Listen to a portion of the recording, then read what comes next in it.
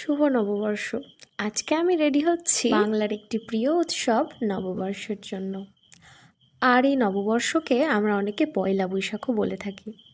আর এই পয়লা বৈশাখের দিন আমাদের গ্রামের বেশিরভাগ মানুষজনই আমরা কিন্তু মায়ের পুজো করতে যাই। যেহেতু বাংলার উৎসব বলে কথা, সেই জন্যে একটা শাড়ি পরে নিয়েছি, কারণ শাড়ি ছাড়া বাঙালি অসম্পূর্ণ। আমার কাছে সব মেকআপেই ফাউন্ডেশন ইউজ করতে হবে এমন কোনো ব্যাপার নেই, ব্যাস একটু একটু কারেক্ট করে নিলেই আমার মনে হয় মেকআপটা করা যায়। আর যেহেতু দিনের বেলায় বেরোবো, সেজন্য মেকআপটা খুবই লাইট ওয়েটেড রাখার চেষ্টা করব। কে বলে সব সময় একদম রুলস ওয়াইজ বড় বড় মেকআপ আর্টিস্টরা যেভাবে মেকআপ করে সেভাবে করার? সিম্পল একটা বেস রেডি করে গেলেও অনেক সময় আমার মনে হয় অনেক ভালো একটা লুক ক্রিয়েট হয়। তোমাদের তো আগের ভিডিওতে আমি বলেছিলাম যে আমি যেগুলো শপিং করব সেগুলো পয়লা বৈশাখের দিনই দেখাবো। আসলে দেখাবো, বাট সেটা বিকেলের দিকে, কারণ এখন আমি মন্দিরে যাচ্ছি।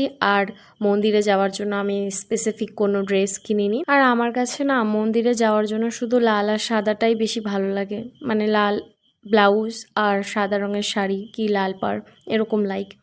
তো এরকমই কিছু একটা ছিল যেটা ট্রাই করলাম। আর অন্য কোনো কালার কম্বিনেশন যদি কেউ জেনে থাকো কাইন্ডলি আমাকে জানিও, তাহলে আমি নেক্সট ট্রাই করব। কারণ আমার না সত্যি জানা নেই, আমি মন্দির বলতে শুধু লাল আর সাদাই বুঝি। তারপর পুজো করে আসতে না আসতেই আবার বিকেলের জন্য রেডি হতে হবে, কারণ আজকে আমাদের বিকেলে বারাসাতিতে হবে চড়ক পুজো, তো সেখানে যাব, সেটাও তোমাদের সঙ্গে শেয়ার করব অবশ্যই।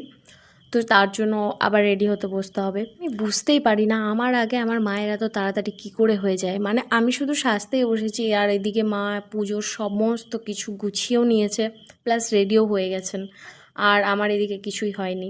মানে আমি বুঝতেই পারি না কী করে এত ফাস্ট হয় মারা। আর ওনারা আগে আগে রেডি হয়ে সেম কাজটাই করেন, আমার দরজায় ধাক্কা মারেন, কি কত দূর এখনও হয়েছে, আমি চলে গেলাম, তোর যেতে হবে না আজকে। ব্যাস এই ডায়লগ সবার সঙ্গে একই ঘটে আশা করি। সো ফাইনালি রেডি হয়ে গেছে, আর কেমন লাগছে অবশ্যই জানিও তোমরা। আর সবাইকে আবারও বলছি শুভ নববর্ষ, ভালো থেকো সবাই, বাই।